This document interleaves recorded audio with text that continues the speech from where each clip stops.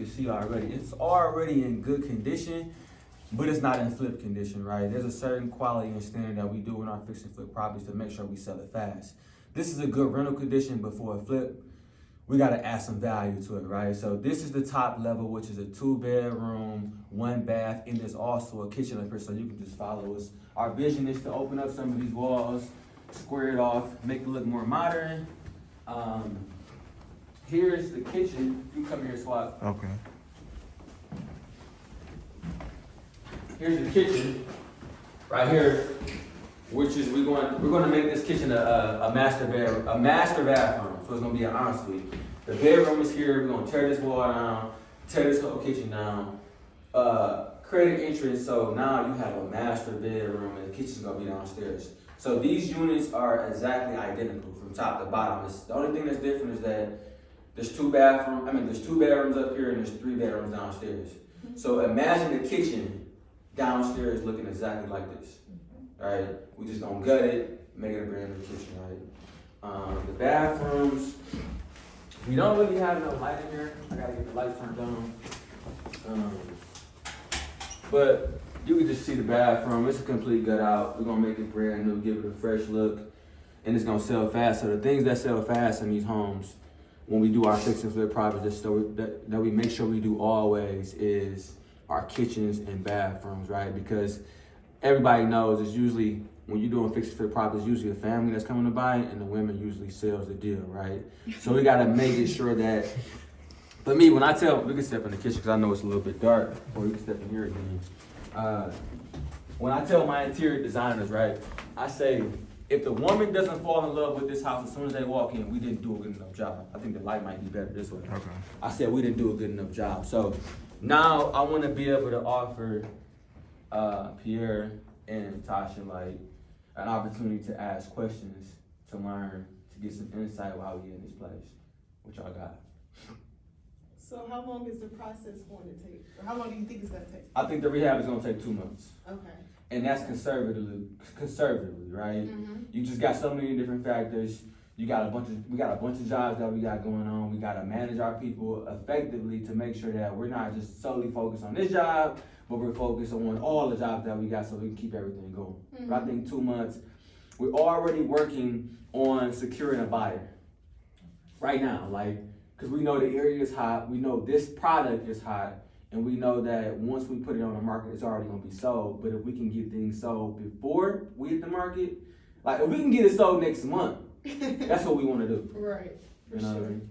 You got a question? Well, my question was, how long do you estimate it being on the market? But Man, so I'ma just go off pure data, okay. right? I can't go off of how I feel, you know, because sometimes that don't work. Houses with 5 bedrooms, 2.5 baths, sit on the market for 5 days, max. And I'm gonna tell you why it takes 5 days, right? Because that first day they already got 10 offers. It takes them 5 days to say, all right, let's take a look at the offers. Now let's do highest and best. Give them another day, a couple days to do highest and best, and then they accept the offer within 5 days. So they already probably got 10 offers them first 2 days. Interesting. Any more questions? How did you know this was the one? Like, how did you know? I know that you said, how do we believe in you? But how Yeah. did you personally know that? Man, so this is probably a whole other YouTube video, right? But my partner, Swako, he bought me the deal. Was like, look, such and such. I came across this deal. I think it's a good deal. Take a look at it. You know, I can literally do things. I've gotten so good at what I do, and that comes with time. That comes with education. That comes with training. That comes with putting in the reps, right? I put in so many reps that now I can just get on the computer and be like, hold on, we got something here. So instantly, I jumped right on it. He called me. The seller was giving us some challenges with making sure we had proof of funds and EMDs. I ran to the bank, got the EMD, had the proof of funds ready to go, because I didn't want no objections at that point, because I knew that it was a deal, right? I knew it was a deal. And then I started, once we originally got it under contract, then I really started to dive a little bit deeper to make sure that it was a deal, because I'm looking for things to tell me no. I'm trying not to do the project, if that makes sense, right? Because if you go into the project trying to do it, you're gonna overlook all the things that's telling you not to do it. So I kept trying to figure out. I'm like, all right, let me look at the data one more time. Let me really see. Let me go out and really check all the houses that sold on the market with this type of product, and then let me really just look at the data. I'm like, okay, all of these houses are selling in 5 days, fast. I'm like, okay. So then I'm like, what is it selling at? It's selling at $225 fast, right? So I'm like, that's a hot price. That's a hot product at that point. So I'm like, okay, I know I can get that number, right? And then there was a product down the street that sold for $260 late last year. So I'm like, okay, now that's the top. I know the middle. I can fall anywhere in between there and we can make good margins, right? And then it really always comes down to the numbers. Like you gotta take your emotion out of it. You can't be like, oh, I just want to do a deal. I'm excited and I'm just happy to be here, type deal. But the numbers made sense. That's what really drove me to really push and get this deal done, because the numbers made sense. For sure. I have another question. Yeah. How are you gonna find good contractors and like good people that's gonna make this vision come alive? So for me, I like to work with people that I've have some rapport with already, and I've already built a relationship with. So I've already got 2 good quality contractors that I work with on all my projects.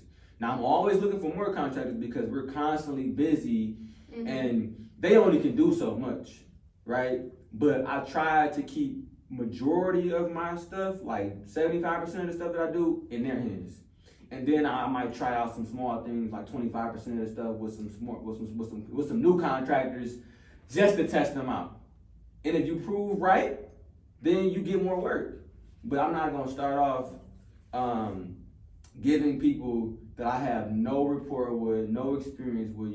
There's no recommendations. Nobody I know you. I gotta start off small, and then you gotta just meet my criteria. You just can't be anybody off the street and say, oh, I'll do anything.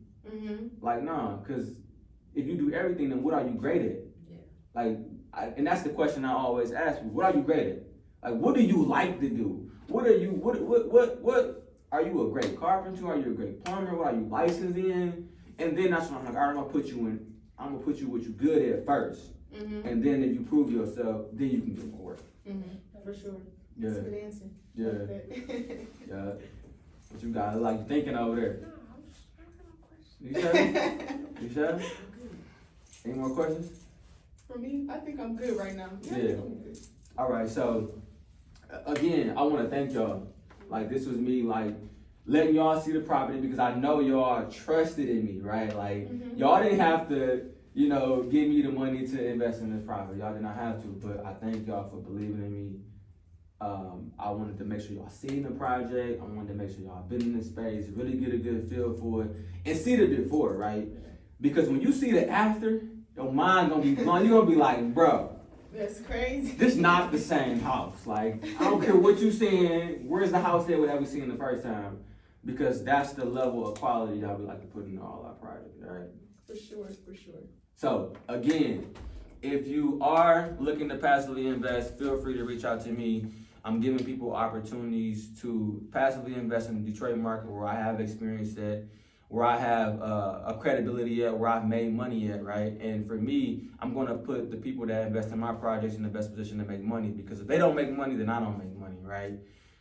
So feel free to reach out to me at my social media at MrRevere.com. I'm at Mr. Revere on all my social media handles.